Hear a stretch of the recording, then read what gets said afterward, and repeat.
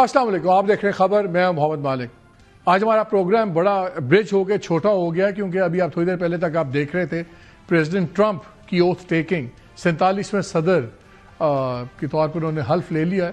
تو اب کیا اس کے امپلیکیشنز ہوں گے پاکستان کے لیے، وہ تو پھر بات کریں گے۔ ہمارے دو مہمان تھے، شیخ وقاص اکرم صاحب اور بیرسٹر عقیل۔ شیخ وقاص اکرم صاحب کو تو اب ہمیں معذرت ہی کرنی پڑی ہے کیونکہ سیگمنٹ کا ٹائم ہی ختم ہو گیا، لیکن ابھی ہمیں بیرسٹر عقیل ہمیں جوائن کر رہے ہیں، ان کے ساتھ ہم بات چیت کریں گے۔ کیوں؟ اور بلکہ ان وے انٹرسٹنگ اس لیے ہو گیا کہ ہمیں جب قانون کی باتیں ہوئیں اور یہ 26ویں آئینی امینڈمنٹ کی گئی اور سپریم کورٹ کا پورا جو ہے حلیہ بدل دیا گیا اور جسٹس منصور علی شاہ کو نہیں بننے دیا کیا چیف جسٹس، پھر آئینی بینچ بن گئے جس پہ ہمارا خیال تھا کہ کورٹ کے اندر کورٹ بن جائے گی، اختلافات رہیں گے، لیکن ہمیں سرکار بار بار یہ بتاتی رہی کہ جی پرانا وقت ختم ہو گیا۔ ججز کے اختلافات جو گروپنگز تھیں فائزیسا صاحب کے، عمر طاہر بندیال صاحب کے زمانے میں، وہ اب تھنگز آف دا پاسٹ ہیں۔ اور جیسے یحییٰ آفریدی نے بھی کچھ دن پہلے ہی کہا، ایک جگہ تقریر کر رہے تھے، انہوں نے کہا کہ جی اب وی آر ون، اور وہ جو پرانی تھی گروپ بازی ہیں وہ سب کچھ وہ ختم ہو گئی ہیں۔ لیکن آج جو سپریم کورٹ میں ہوا اس کے بعد تو لگتا ہے وہ کم کیا ہو گئی ہیں، وہ تو لگتا ہے پہلے بھی زیادہ شدید ہو گئی ہیں۔ پہلے تو کئی چیزوں پہ تو کم از کم کورٹ کے اندر ایک ڈیوائیڈڈ کورٹ نہیں تھی، صرف ججز ڈیوائیڈڈ تھے، اب تک کورٹ بھی ڈیوائیڈڈ ہے۔ سپریم کورٹ کے آئینی کورٹ علیحدہ ہے، بینچز دوسری کورٹ علیحدہ ہے۔ آج میں کچھ آپ کو وہ بیٹم پڑھنا چاہتا ہوں جو رپورٹڈ آج ایکسچینج ہوا۔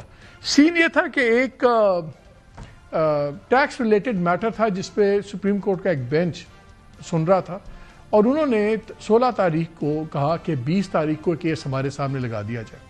آج 20 تاریخ جب ہوئی تو وہ کیس ان کے سامنے نہیں لگا ہوا تھا، اس پہ انہوں نے پھر ڈپٹی رجسٹرار کو بلا لیا۔ انہوں نے کہا یہ کیسے ہو سکتا ہے کہ ہمارے آرڈرز میں جنرل نہ لگاؤ؟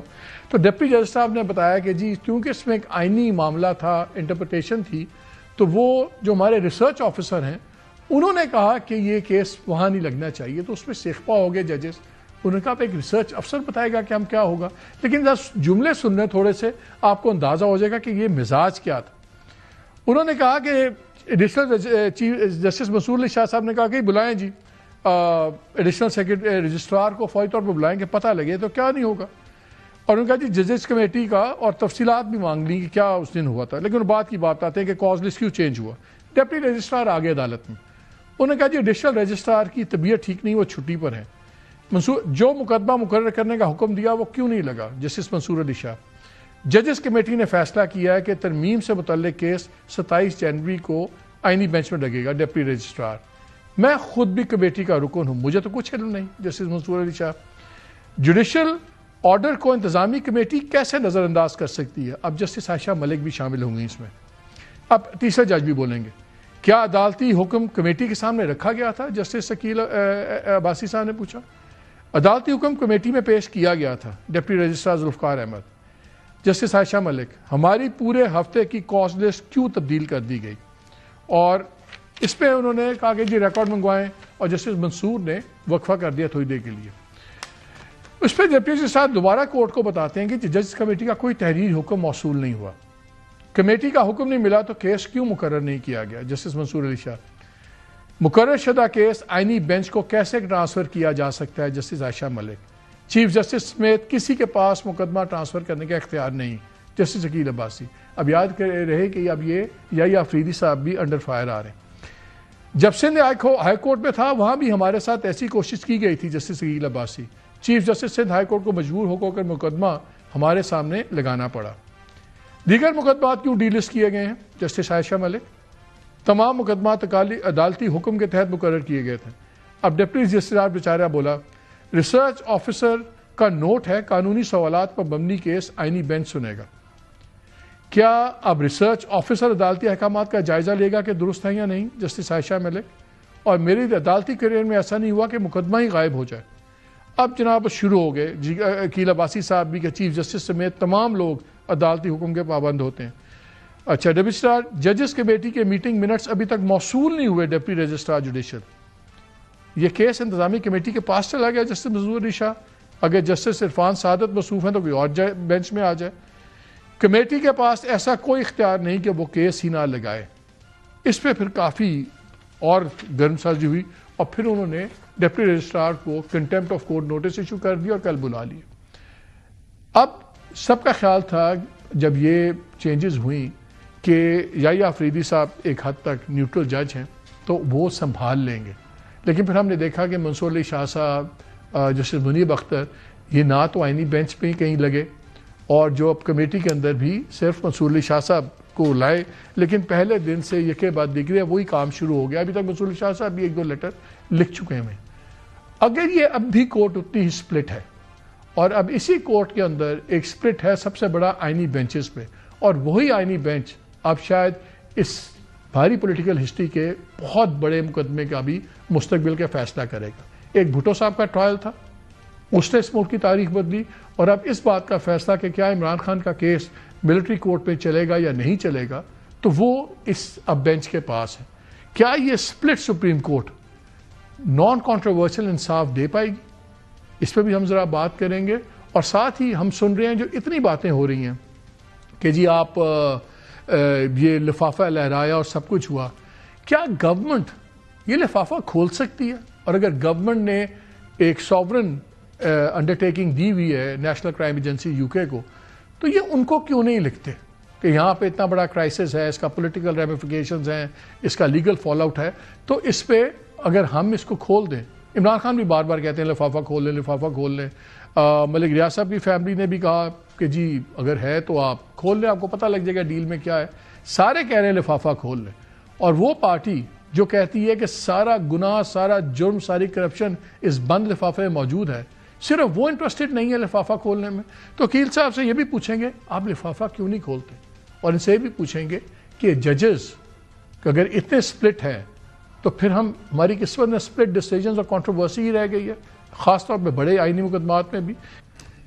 آج کل آپ بڑا مسکراتے ہیں، آپ لوگوں نے سزائیں کیا دلوا دی ہیں؟ آپ لوگ تو ایسے پھدکتے پھر رہے ہیں جیسے پتہ نہیں کیا آپ نے فتح کر لیا سارا کچھ.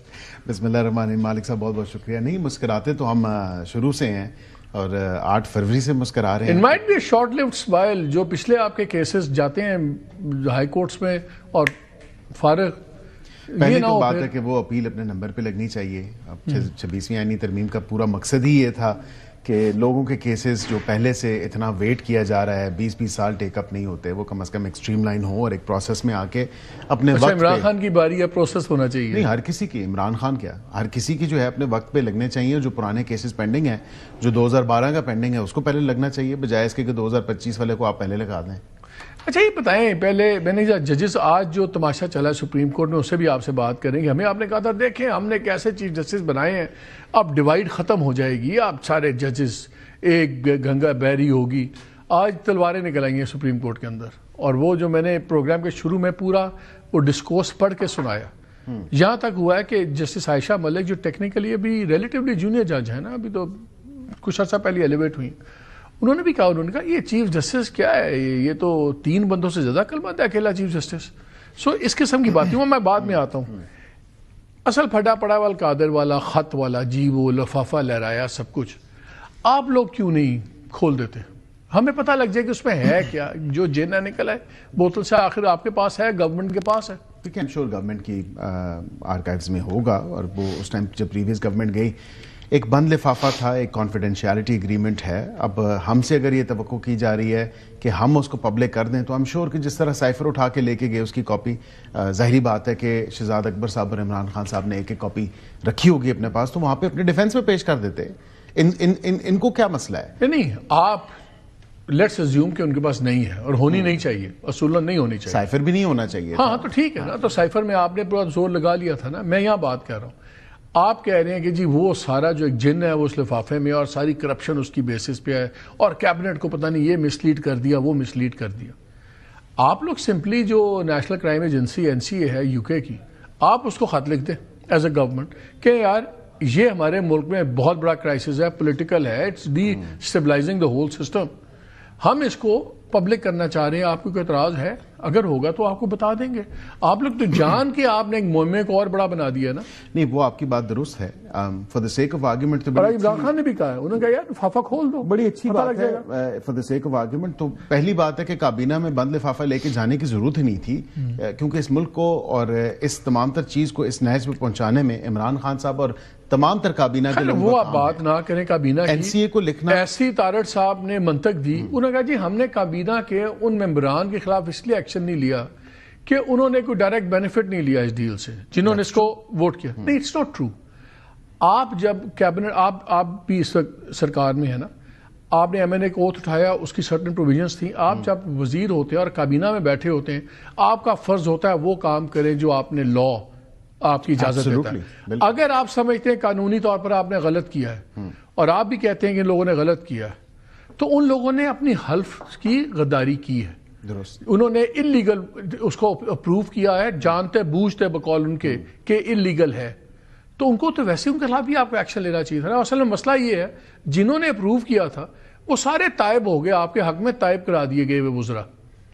دیکھیں اس میں زبیدہ جلال صاحبہ کی گواہی موجود ہے, فواد چودھری صاحب وہ بھی چلے گئے, شیریں مزاری نے بھی سیاست چھوڑ دی, نام لے جائیں, فیصل واوڈا دوسری سائڈ پہ چلے گئے, فیصل واوڈا نے بھی اعتراض دوسری سائڈ پہ چلے. نہ سن لیں ان کی وفاداری ہیں, اب پی ٹی آئی کے ساتھ نہیں ہے. تو جو اس لیے آپ نے کیبنٹ ممبرز کو اس لیے نہیں چھوڑا کہ انہوں نے ڈائریکٹ فائدہ نہیں لیا, آپ نے ان کو. ہاں تو فواد چودھری طائب ہو گئے نا, فواد چودھری نے چھوڑ دی نا پی ٹی آئی چھوڑی, لیکن آج کل وہ آپ دوبارہ آپ ابھی پہلے ان حالات کی بات کریں. آپ نے صرف ان کیبنٹ ممبرز کو اس لیے ہاتھ نہیں لگایا کہ وہ سارے عمران خان کا چھوڑ گئے تھے ساتھ یا چھڑوا دیے گئے تھے. تو یہ نہ ہمیں بتائیں کہ انہوں نے فائدہ نہیں لیا. انہوں نے اعتراض اٹھایا اس ٹائم, انہوں نے قانون توڑا اور آپ نے ان کو ریوارڈ کیا. Not at all. میں یہ دیکھیں مالک صاحب, میں یہ ضرور کہہ سکتا ہوں جن لوگوں نے اعتراض اٹھایا ان لوگوں نے 9 مئی میں اگر وہ ملوث تھے, انہوں نے معافی مانگی اور پھر اس کے بعد سیاست چھوڑ دی, تو اس سے اس کا کیا تعلق ہے؟ جو لوگ وہاں پہ ایز وٹنسز پیش ہوئے, اور سب سے امپورٹنٹ بات آپ کو میں کہوں, عمران خان صاحب اور ان کی پارٹی کے تمام تر وکلاء صاحبان یہ بات کرتے ہیں کہ جی اگر ایسا کوئی ثبوت ہوتا تو سامنے آ جاتا. تو یہ تمام تر وزراء تھے, اگر کچھ غلط نہیں کیا تھا, اگر آپ کو کل پرائم منسٹر ایک کام کہیں جو آپ جانتے ہیں انلیگل ہے, اس پہ آپ کا کوئی فائدہ نہیں ہے اور پرائم منسٹر کا فائدہ ہے. عمران خان کی ایگزامپل آپ بنا لیتے ہو نا, آپ نے کہا کہ عمران خان نے فائدہ اٹھایا, ان لوگوں نے نہیں اٹھایا. میں یہ کیس آپ کے اوپر لے آتا ہوں. ٹھیک ہے, آپ جانتے ہیں کہ جو مجھے پرائم منسٹر کہہ رہے ہیں کہ قانونی طور پہ غلط ہے اور اس کا شاید یہ فائدہ اٹھا رہے ہیں, نہیں اٹھا رہے, اور آپ صرف ان کو خوش کرنے کے لیے رضامندی کے لیے آپ وہ کام کر دیتے ہیں, وہ بات اس طرح ووٹ کر دیتے ہیں ایز کیبنٹ ممبر. کیا آپ کے خلاف کارروائی ہونی چاہیے یا نہیں ہونی چاہیے؟ بالکل ہونی چاہیے. تو پھر ان لوگوں کے خلاف کیوں نہیں ہوئی؟ میں یہ کہتا ہوں